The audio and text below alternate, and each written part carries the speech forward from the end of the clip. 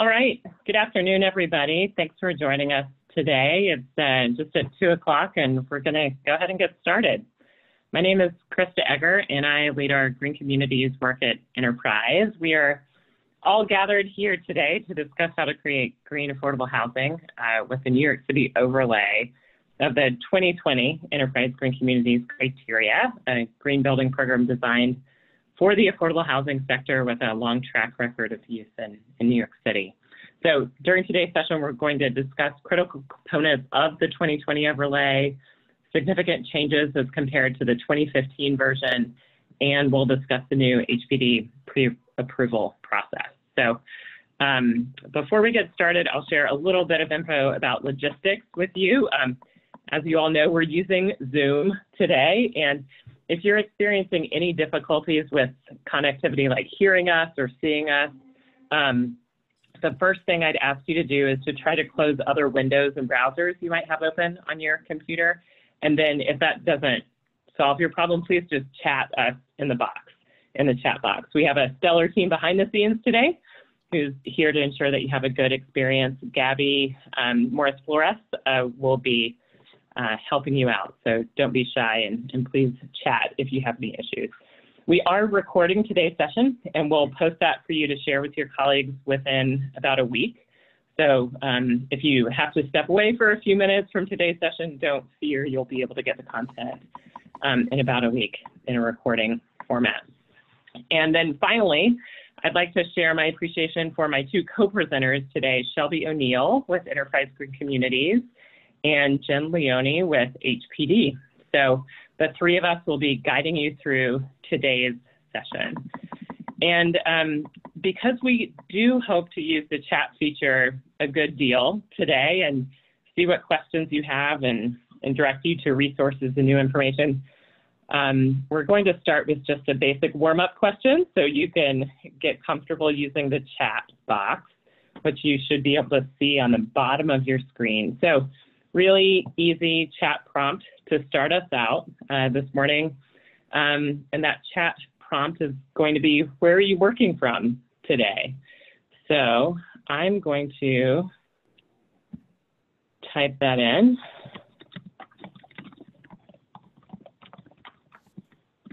And I'll answer myself by saying my kitchen table. So if everybody could just type into the chat box where you're working from today so we can get a little bit of a feel of everybody in the room, even though we're not in person, that would be great. Awesome. Got a lot coming in now, from homes to offices, living rooms, dining tables, kitchen table, field office, couch, lots of couches. A door on two sawhorses. We've got Connecticut, different parts of New York. Awesome. Great. Well, thanks for sharing out a little bit today. And remember where that chat box is, and we hope to see your questions and answers and comments in there soon. So with that, I'm going to go ahead and share some slides. And please remember that you can still use the chat box even if the slides are up. So to orient us all, today is the first session of 4 of a summer series that we're having about the New York City Overlay. Today's session is going to be focused on the introduction and an overview of the overlay. Here on your screen, you should see the titles of the other workshops we'll have in this series. Use the same logon Zoom information for each of them. So if you've registered once, you can use that for all of them. Next Wednesday, we'll dive deep into success with integrative design in the new criteria, and we'll be joined by an expert from the Mayor's Office of Resiliency to talk through how we're using the Climate Resiliency Design Guidelines exposure screening tool as part of the overlay. In 2 weeks, we'll dive deep into the solar requirements and be joined by HPD and Solar One to talk through those. And then the last session, 3 weeks from now, we'll focus in on the building performance standards And we'll be joined by Alyssa Knight from the Mayor's Office of Sustainability to talk about how those relate to Local Law 97 in the city. So thanks for joining us today, and we hope that you can join us for other sessions as well. For today's workshop, here are the three main workshop outcomes that we're aiming for. We're going to be reviewing the goals and process of developing the overlay, the key components of the HPD protocol, and then how to succeed with the technical content of the overlay at a high level. As far as agenda goes, I'll share with you all a little bit about developing the overlay in terms of goals, process, and results, then turn it over to Jen to talk through the HPD protocol, then turn it over to Shelby to talk through the details of the overlay. And we'll have time for questions in between each of these transitions, and also time at the end for questions as well. So with that, I will reorient you all to about a year ago when we were starting to create the New York City overlay. At about this time last year, we were just wrapping up the first draft of the national 2020 criteria, putting it out for public comment. And we came to New York and had several listening sessions to get feedback on the national content. And started to get glimmers of what we wanted the New York City overlay to look like. And the three goals you see here on your screen are the goals that we had for the overlay. Number one, we wanted to make sure that the overlay reflected assumptions of projects built in New York City by eliminating documentation requirements for you all that you don't need to submit, because we can just reasonably assume that all projects, by virtue of being in New York City, can meet. The second goal was to provide New York City specific resources for different criteria. So the overlay could be a backbone for you all with links to different local laws and programmatic requirements of building affordable housing in the city. So a guidepost or backbone for you all to navigate those, so it isn't just an additional requirement, it's linked to the other items. And then thirdly, to identify new or additional requirements applicable to projects in the city. So for the process, you all may see yourselves in the pictures here, or you may remember having joined us at some of the listening sessions where we were looking for your feedback about what items to prioritize, what items to deprioritize, what resources from other entities in New York City should we link to the criteria. After coming in July for some feedback sessions in the city, we then put the first draft of the national criteria out for public comment. And then we came back to New York in September with several listening sessions to focus in on how should we create the overlay. Then in October, we released a version of the overlay for public comment that hundreds of you all commented on. And then we revised it in collaboration with HPD and released another version, another draft of the overlay in January, at the same time that we released the final national 2020 criteria. So you could see the full criteria in the context of the overlay. And then in April, we finished the overlay by incorporating your feedback from the second feedback session as well. In terms of how we went about achieving the results that we initially set out to achieve, you can see here on this slide, I've just put the numbers of 9 different criteria, which we've eliminated documentation requirements for projects in New York, given that you're meeting these as of right. For the second goal of providing New York City specific resources for the criteria, I don't expect you all to be able to read all of the text in blue on your screen right now, but I do expect you to recognize some items here. These are all of the New York City specific items, resources that we've incorporated into the 2020 overlay of the criteria.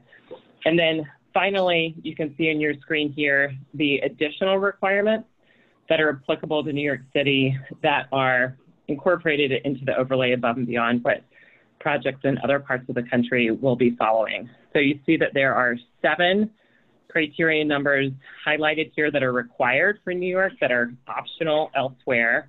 And 3 of them, 5.3b, 7.6, and 7.9 are highlighted because they're both brand new to the Green Communities criteria and required for the city. And Shelby will touch on these later. And then you see about 8 criteria that have new options for New York City projects to follow that are optional. So with that, you know, the overlay was created and launched on our website. And if you've explored it a little bit already, you'll have recognized that projects in New York that are rehabs will be required to follow the mandatory criteria and get at least 55 optional points, whereas new construction projects in New York will be required to earn at least 60 points. And these point thresholds are higher than required by other projects in other parts of the country because we are counting the points that you will automatically be earning without providing documentation for because of your location in the city. So I'm now going to take down these slides after giving that overview of the goals, the process, and the outcomes of developing the overlay. And now I'm actually going to share with you the overlay itself. So what you should be able to see on your screen right now is our website that is for the criteria. And I'm going to put in the chat box a link for you if you'd like to visit this yourself. So in the chat box, you should be able to see a web link for the criteria site.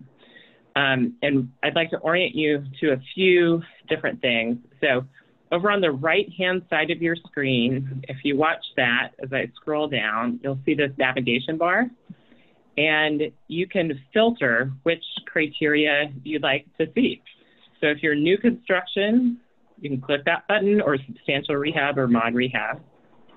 And then if you have urban clicked below, you'll be able to click this box for a project will follow New York City overlay. And by making those selections, the criteria will now have filtered out the ones that you don't need to bother with and will include the items that are included in the overlay. And if you'd like to see the full text of some criterion, you can click under here. For instance, if I click on integrative design, I'll be brought to that section. And you can see with criterion 1.1, you have the New York City overlay information clearly spelled out here in front of the nationally relevant rationale and requirements, recommendations, and resources. So take a look at that if you'd like. If you'd like a shorter version, you can click on checklist. And you'll be able to see 3 versions of the checklist that you can choose to review. There's an Excel version, which you can download to your desktop, edit points around, and see how you're doing with compliance. You can look at a PDF version, or you can use this interactive version that's farther down on your screen, where you can select yes or no and type in points with the different criterion, which you'll see tallied for you over here on the side. So we've looked at where to find the main criteria. We've looked at the checklist. And then I'd like to draw your attention to a few other things. So if you scroll down on this navigation bar and go to appendices, that's where you'll see the definitions for substantial rehab and mod rehab. If you go to addenda and FAQ, that's where we'll be populating the addenda and FAQ over time. We don't have any yet that are applicable to New York. And then if you scroll down even farther, one second for this tech issue. Okay, you'll be able to click on NYC Overlay, where then you'll be able to see the same checklist that we looked at a second ago, as well as a link to the HPD protocol. And then finally, if you click on templates for certification, these are the documents that you'll use to submit with your certification application. The first one is instruction, and then the others are templates. Most of these templates here are applicable for all projects, no matter where you are in the country. for certifying to green communities, but there are a few here that are applicable just for New York City projects, like this one here, the CRDG exposure screening tool. So with that, I've given you a highlight about how to navigate this site, and I'd encourage you to go ahead and click your filters on the screen here to match the type of projects you work on most frequently if you'd like to follow along for the rest of the presentation. So I'm going to stop sharing. And Shelby, are there any questions that have come in so far in the chat that we should address before handing it off to Jen? None at this time, just enthusiasm for the filter tool. Okay. Yeah, I'm so glad that we put the criteria online, especially when we're all working from home these days. It's actually nice to be able to show you the criteria in real time rather than page through a PDF. So all right, with that, I'll hand it over to Jen, the Chief Sustainability Officer with HPD, to walk us through how you actually work with and communicate with HPD when you're working on submitting your Green Communities application. So, hi everybody. Thank you for the intro. I think a good amount of you already know me. There's a lot of people from HPD joining as well. Let me just hop on here. Can everyone see my screen okay? So great. We at HPD, and not just me, but all of us at HPD are really excited to start moving into the 2020 New York City Overlay. It's super relevant for our projects to start meeting, these higher standards, especially given everything that's going on in the city. We're really excited that the new 2020 Overlay really looks much more closely at resident health, as well as energy and carbon and so on. So we hope that people really start thinking about the 2020 criteria, because it's, needs to be used for all of our new projects. So anyway, let me talk a little bit about how the protocol is going to work. And if anybody has any questions, please, put it on the chat and we can go through it. So first things first, and this is really important, everything is on the HPD website sustainability page. And this is really important because this is where we will keep all of our most up-to-date forms. As you know, sometimes forms need to change for some reason or another. And we just want everybody to remember that's the go-to place. Please don't save forms onto your own server and start using old forms. It happens, and it's, it's challenging. So not just our forms are on our website, but, instructions, references, links back to Enterprise Green website, and so on. And you'll see that we've got the 2020 overlay instructions here, as well as for projects. This will be taken off fairly soon, but for 2015 as well. And we also have links to our solar where feasible page. For those of you, this will be covered in session 3. I won't go into that right now, but pretty much everything you need to know will be on our website. So now jumping into protocol, I've got to somehow move all of my screen so I can see this. Okay. So things are a little bit different than they were for the 2015 overlay. A couple reasons for that. We at HPD are really starting to beef up our data collection. We need to start collecting more information to align with our benchmarking requirement, which most of you know about. So let me walk through our kind of 5-step process and protocol. So first thing, and this is not specifically part of Enterprise Green, but it is definitely related, is this builds intake form. So a few people have heard of this already, and this will roll out with with the 2020 overlay, or possibly before. This is a new form that teams will be required to fill in. And this just tracks buildings, mechanical systems, and certification and so on. It's very similar to what you're already doing in the Enterprise Green portal. And this will be a database for us that we're really excited about and help us also assess projects. So that'll happen early on in the project. There'll be pre-populated forms sent to the development teams to fill out. And that is sort of part of the initial build submission. You'll see that there's questions about sustainability, but also questions from the builds team. At some point after that, there is a new requirement, a new paperwork requirement that ties into our solar where feasible mandate. And again, I think a lot of people are familiar with this. The 2-second intro is that local laws 92 and 94, which came live in New York City this past November, require green roofs or solar on all new roofs for all buildings in the city. But HPD projects were excluded until 2024. We thought that was a real lost opportunity, so we now have a solar where feasible mandate attached to all of our Enterprise Green and LEED projects. So one of the first steps in the Enterprise Green sequence is to do a solar feasibility analysis. And it's basically a roof plan, a form, and a tool that helps teams determine whether solar is in fact feasible for their projects. I won't go into any more depth than that right now, but this form is required. It will get submitted to us at HPD and will be reviewed. And this form, if it's got to be signed by me or by somebody at HPD if I ever get staff. And that will be a requirement to move on to the next step. And the form will say, yes, this project has solar, great, or no, this project is waived for any one of several reasons, or we need more information.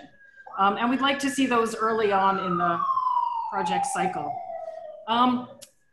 Step 3, this is where things become much more familiar. This is the Enterprise Green pre-build authorization. We've renamed it because it's always been very confusing. This is the step everybody's done for 2015, where you submit a package of documentation to HPD. We review it, make sure it's all there.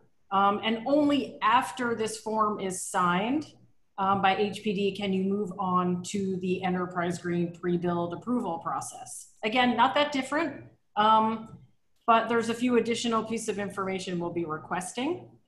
And I'll get to that in a second. Next step, project closing.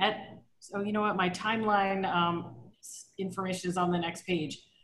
Typically, projects have gotten their pre-build approval from Enterprise Green, although often it's a conditional approval. We are now requiring a final official pre-build approval that is a requirement for closing the project and getting the financing to kick off the construction. And this is really important because stuff is sort of getting lost in the works. And finally, I'm not going to walk through Enterprise Green's construction sequence and all of that, but when you get to the end of the project and it's time for conversion, we will be tracking post-build certifications more rigorously than we have in the past. And we want to see those documents and we'll require them as a condition of project conversion. So I'm going to skip over to the next page. And there's just a little bit more information on here in terms of when these steps are due. And I'm just going to walk through that again to review it. The builds, that intake form is, at the beginning of the builds design consultation or design review. That's where that form gets kicked off, probably gets modified a few times throughout the process as things change. Solar feasibility analysis, that can be done right away. That's the optimal time to start assessing a roof's solar potential. We understand that's not always possible. So we want to see that certainly before the pre-build authorization process.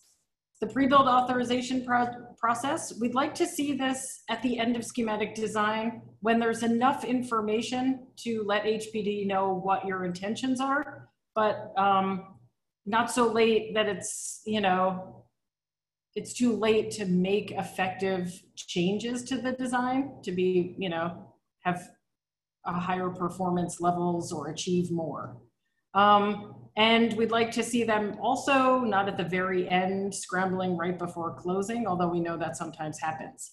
A couple pieces here to cover. What we'll be collecting for the pre-build authorization is a little more in depth than in the past.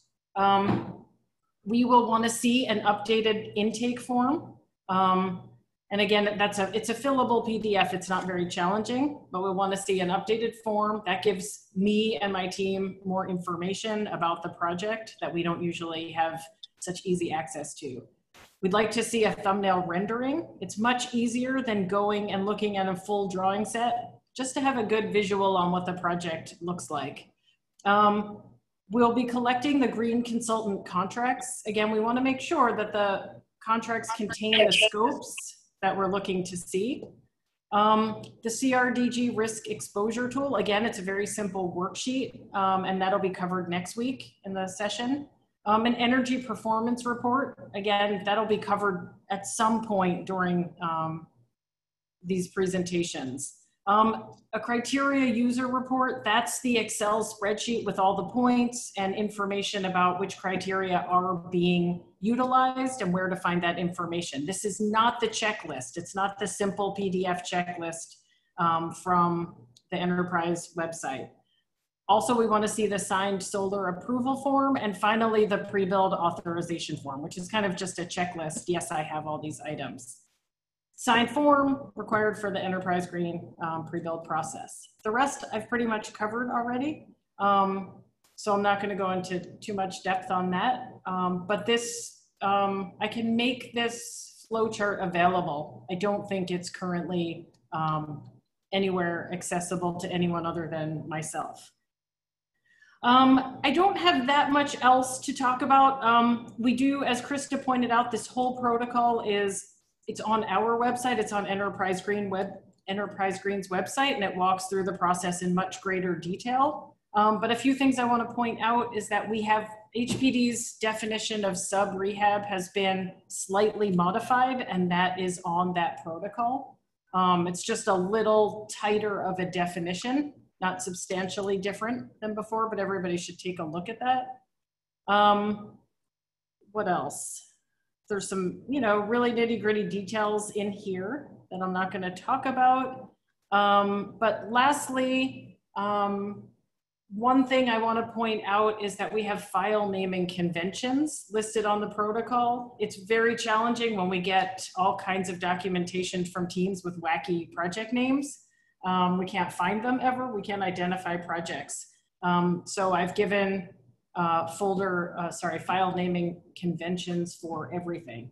And the last thing I want to say is please make sure to give yourself enough time to go through the steps. They're a little bit different and a little bit new, and always put your HPD ID on everything, on the Enterprise Green portal, on all the forms, all the paperwork. We can't find your projects if we don't have that.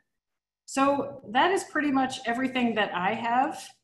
I can reshare the screen if I need to, or if anybody has questions. And I see that a few chat questions have come up. Yeah, Jen, the first one that came through that maybe you could answer is, Camilla was asking, for projects that are already in builds and are going the 2020 route, does this new build intake form still apply? That's a really good question. And we'd love to try and collect that, but we don't even have the forms ready yet.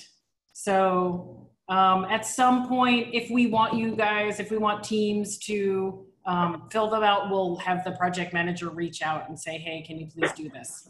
It's all information you have. It shouldn't be a huge burden.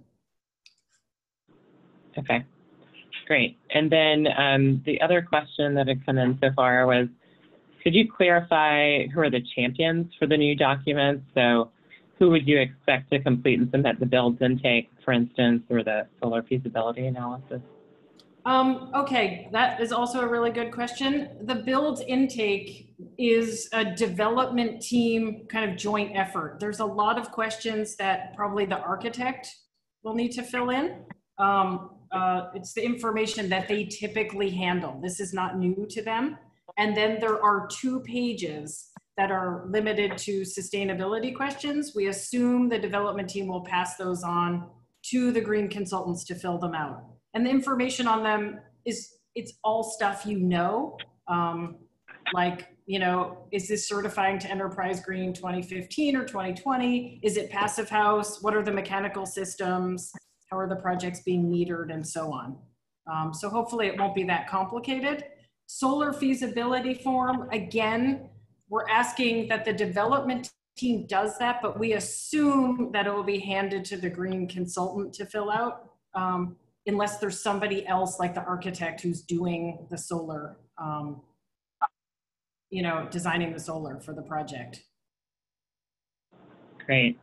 I've got 2 other questions for you before we turn it over to Shelby. One is in relation to these forms that you've been talking about. Let's see, are the forms filled out online and remain online, or do we download them and fill them out? If filled out online, can we save our work? So we really wanted to have everything online and really super streamlined, but we could not make that happen. So everything is download, fill out, PDF. Okay. And then 2 different people were asking questions that are similar, asking about timeline. So for instance, will projects that are already in builds and DOB review have to follow 2020 or be allowed to continue with 2015? Or is there a milestone in the design process beyond which it's impractical to switch from one to the other? So yes, I can answer that. That we are asking all development teams to contact their project manager at HPD as soon as possible to discuss this. There are a lot of factors in here. We know that there are some cases where it simply doesn't make sense to switch over, but we also have very weird timelines right now. So that is a question they can answer, and there's not a sort of one-size-fits-all approach, other than we're really trying to have projects that are going to close in 2020. You know, certainly those can file under 2015. We're really hoping that projects beyond 2020 will use the 2020 criteria. That's our goal, wherever this is possible. Great. And then one last question, and then we'll turn it over to Shelby. This question is about the Healthy Homes training and whether or not it would work the same way, and whether or not it would be possible to proceed with pre-build without a general contractor's Healthy Homes certificate, because the general contractor might not have been chosen by that. Yes, so thank you from Camila Fernandez, who seems to be 100 people today, and it's super confusing. Yes, that is a huge issue and has been for a long time. Healthy Homes training will be similar to that in the past, although we're going to have 2 different sessions. The Healthy Homes that we're all familiar with, which is still valid, and a new training put on by the Mayor's Office of Sustainability and Resiliency. That's much more about high performance buildings and resiliency, which are 2 really huge key topics. So those will, for now, everything's online, you know, until we can go live again, although the new training hasn't been finalized yet. As relates to the general contractor, one thing that I've been trying to work out is how we can have an online or digital component to make it easier for the general contractors to take the course, because what's often happening is it's slipping through the cracks because of the timing. So we'd love to have something that the contractors can do without having those weird scheduling conflicts, but that they're learning the kind of information that we want them to learn. So stay tuned for that. And oh, the next question, the old Healthy Home. So what we're hoping is that teams will kind of rotate. If you've got a Healthy Home certification, it's still valid for 2 years. So if you did one last year, you don't have to do any trainings for 2 years. And then at that point, we hope you'll actually do the other training instead. And then that will be valid for 2 years. So the goal is, you know, that everybody does the both contents over, you know, a sort of 4-year cycle. Does that answer your question? That's great. Thanks, Jen. Lots of great information. And just to reiterate, in the recording of this session that we'll be sharing out within the next week, it will include all the slides. So it'll include your timeline and flow charts. So that'll be accessible that way. We can also make sure to post those on our site if that would be helpful. But thanks for all of the information. I know it's just scratching the surface, but we're going to go ahead and turn it over to Shelby now to dive into some of the technical content. And then we'll wrap with a few minutes left in the session to answer a few more questions. But please, if you have questions, type them in the chat box and we'll try to respond in real time also. So over to you, Shelby. Great. Thanks, Krista and Jen. I'm just going to go ahead and share my screen now. And in the spirit of scratching the surface, I'm going to spend the next 15, 20 minutes or so at a high level talking about how to succeed with the 2020 overlay. But first, I'll introduce myself quickly. My name's Shelby O'Neill. I help lead the certification program based out of DC, but today am calling in from Massachusetts. It's great to see familiar names and faces today, and hope you're all doing well. So thanks for joining.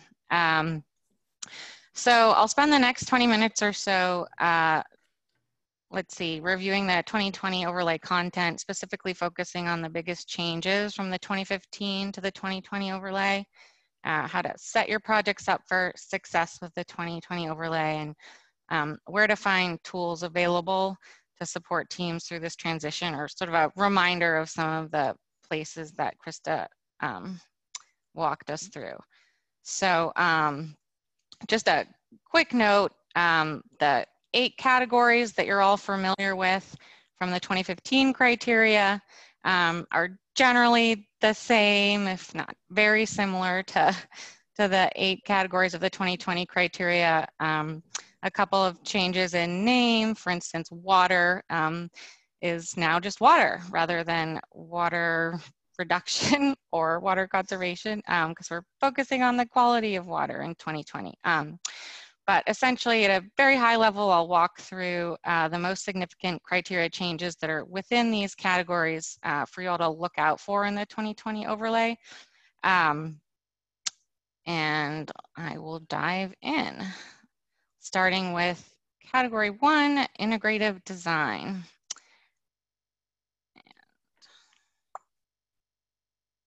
Specifically, our criteria 1.1 integrative design in the project priorities survey, which is new.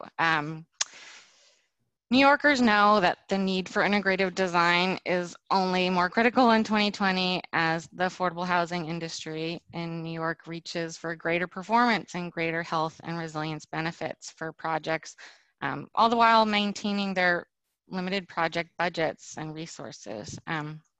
Since we know that implementing an integrative design process can really determine the success of your projects, to help you all engage in a really meaningful integrative design approach, we're amplifying this process with a new comprehensive activity and tool, which is the project priority survey.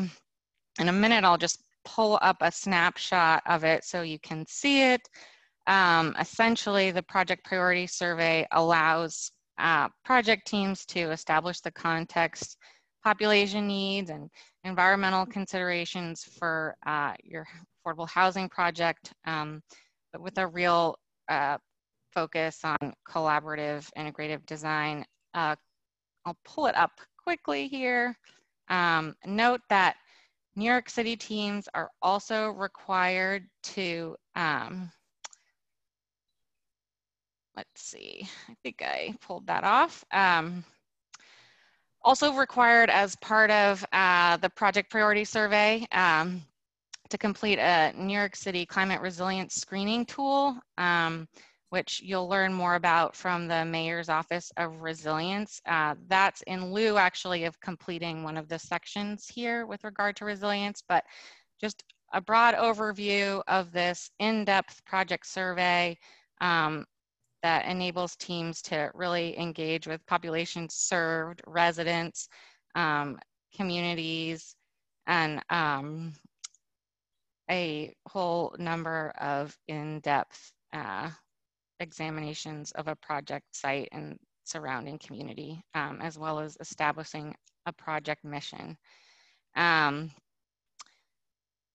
So back to slides quickly here.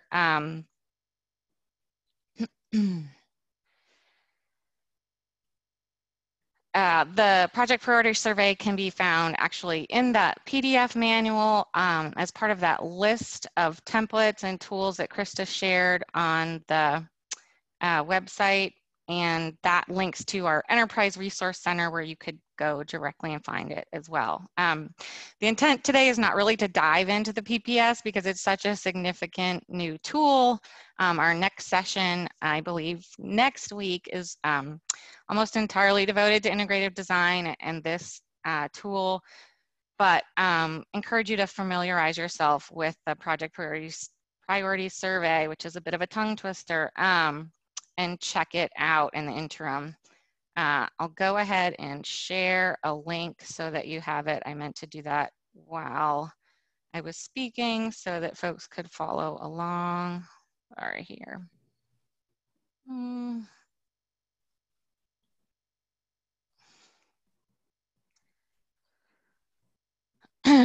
Great. Moving on, we'll get into our category 2 location and neighborhood fabric.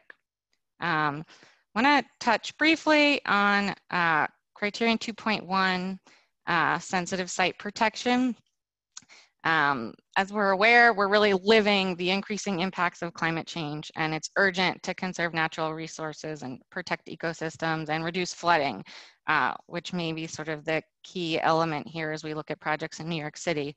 The 2020 criteria and overlay now includes more specific requirements for limiting developments in these sensitive lands, and we're framing this work and this conversation to further encourage this habit when designing by designating these resources ecological resource protection zones, or these features rather, affectionately called ERPs.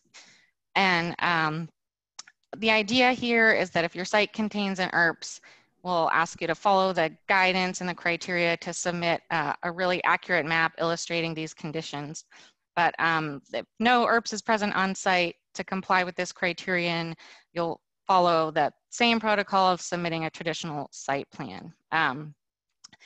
Not a whole lot more to go into today on this one, but something to please look out for that's different in 2020.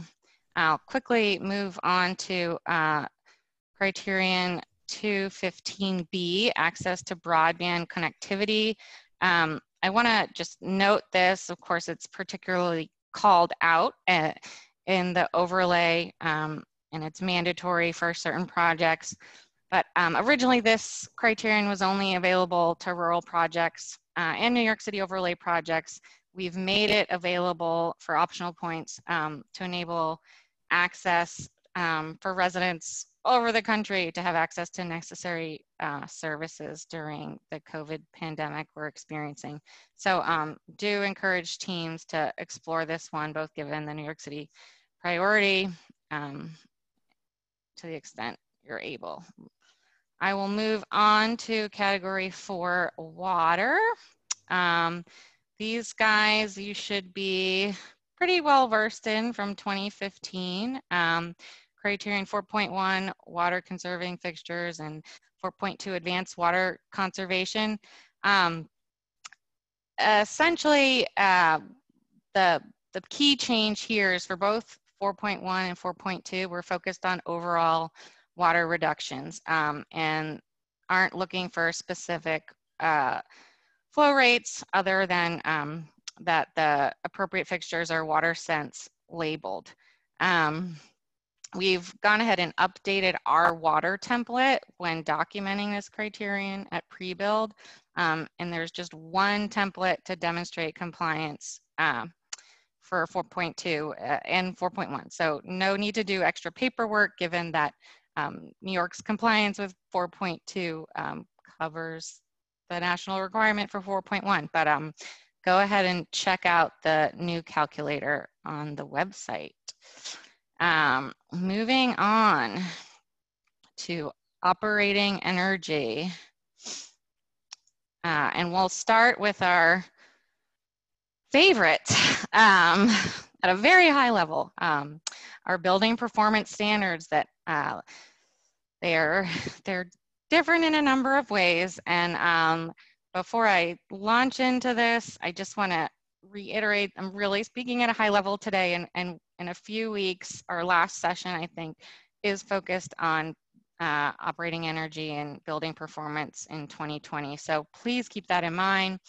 But just for now, at a very high level, new construction projects follow 5.1a, and they must certify to Energy Star. There are 3 pathways in order to do that: ERI, ASHRAE, or the prescriptive pathway.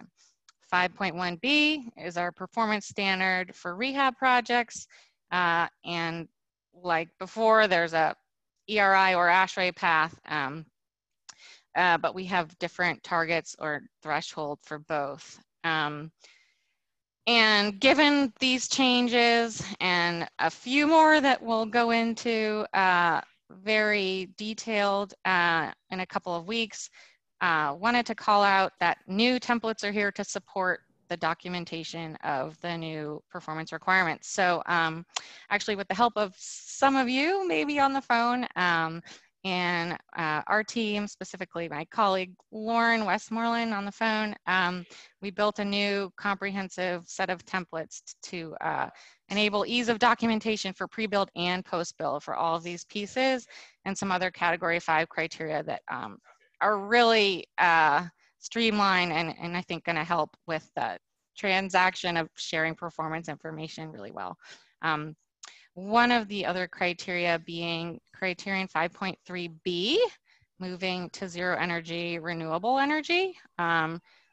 So calling this out, like the 2015, I guess, version, teams are encouraged to install renewable energy sources to meet a portion of a project's demand. As part of the 2020 overlay process, as Jen mentioned, there's also the solar approval form and process.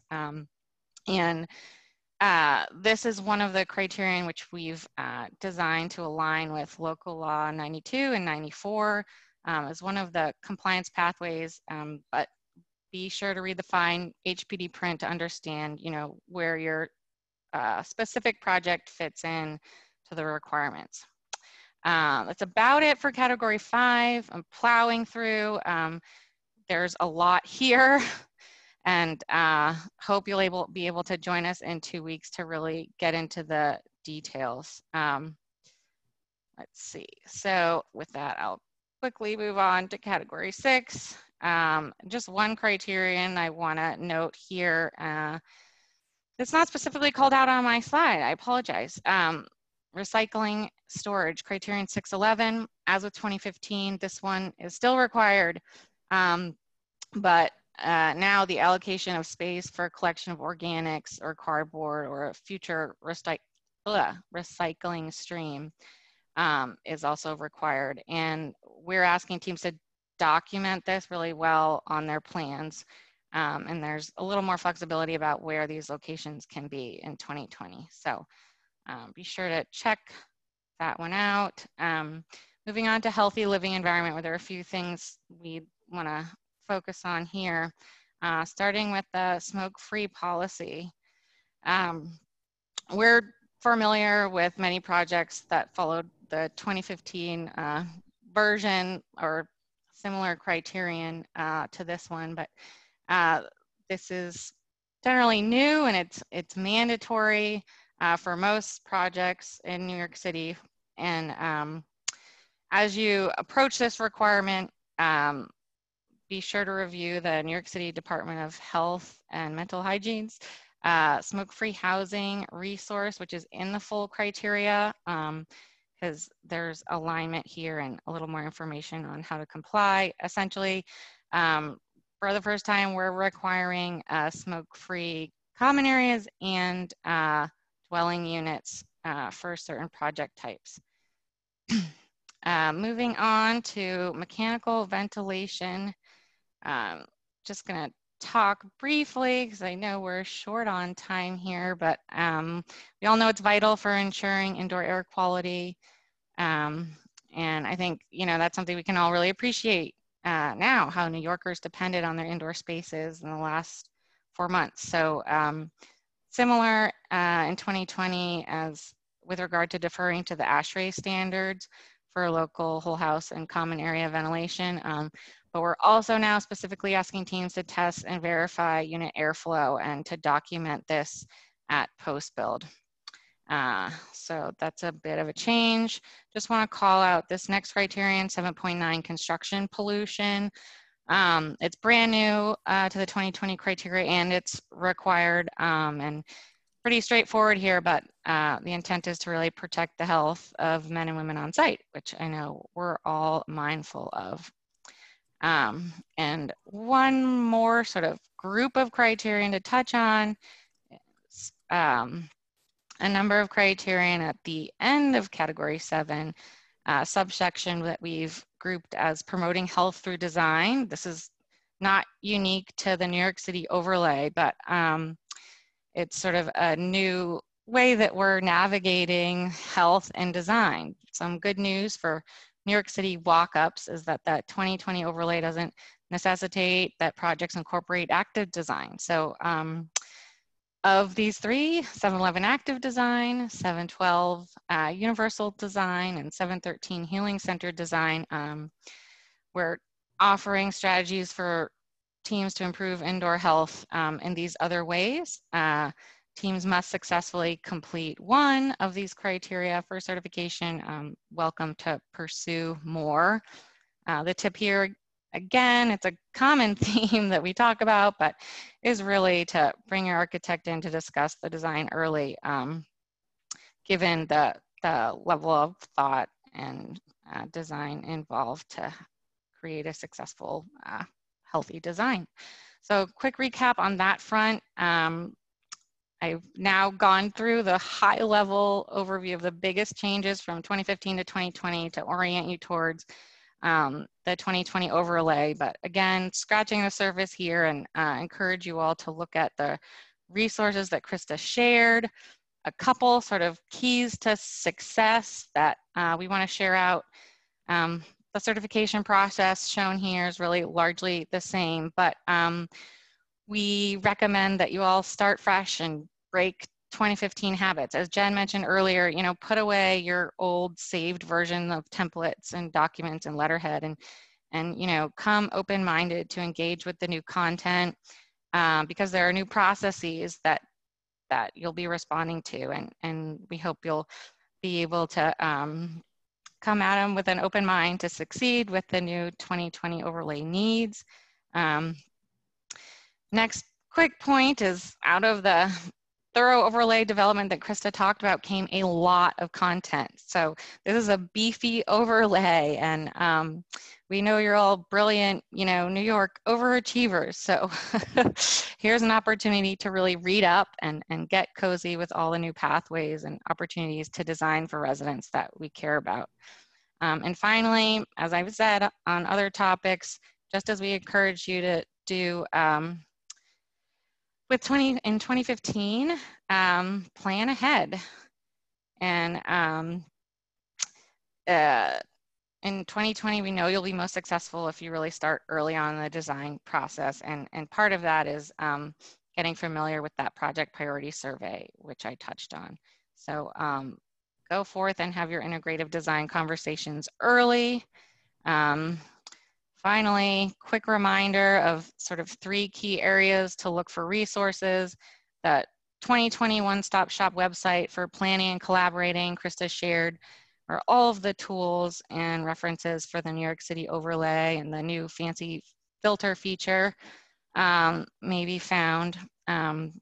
However, that's, again, planning and collaborating. The certification portal is now built out such that you can submit 2020 templates for New York City projects. So submitting projects still happens within the portal. And then our Green Communities website, we're still there using that platform to share updates for our program, and encourage you to stay in touch with us there. And finally, the cert box, if all else fails, and we know it won't, we're here for you during this transition. So I'll just type in our email into the chat box to make sure everyone has it, but don't hesitate to reach out to certification@enterprisecommunity.org. Maybe I'll just pause. I know we're winding down here. Krista, are there any questions we should address now? Thanks, Shelby. Yeah, there are a couple of questions we haven't gotten to yet, but I think we're going to go ahead and wrap up and can answer those questions in a follow-up email when we share out the recording. So thanks everybody for typing in questions and engaging on the side while Shelby was going through the information. I'm going to go ahead and put a link in the chat box to an evaluation form that we would love you to complete. There are only about 5 questions, so it should be short and easy for you. But we'd really appreciate your feedback on this session as we are working towards planning the other 3 sections of this series. And Shelby, if you could go ahead and move to the slide that includes the recap of the overlay with the number of points that are required, that would be terrific. And would just like to recap that today we've discussed critical components of the overlay, significant changes as compared to 2015, and Jen's walkthrough of the new HPD protocol. So taken as a whole, these strategies can ensure that the homes y'all are developing are built to last, that are going to be healthy, will be efficient, will be resilient, and will be affordable for the long run. So we really appreciate your time today. We hope that you'll fill out that short evaluation, and we look forward to working with you throughout your next project. And I'd love for you all to join us with these next sessions and be on the lookout for some follow-up materials from today. So I think that'll do it for now. So thanks again, and we'll see you all next week. Thanks.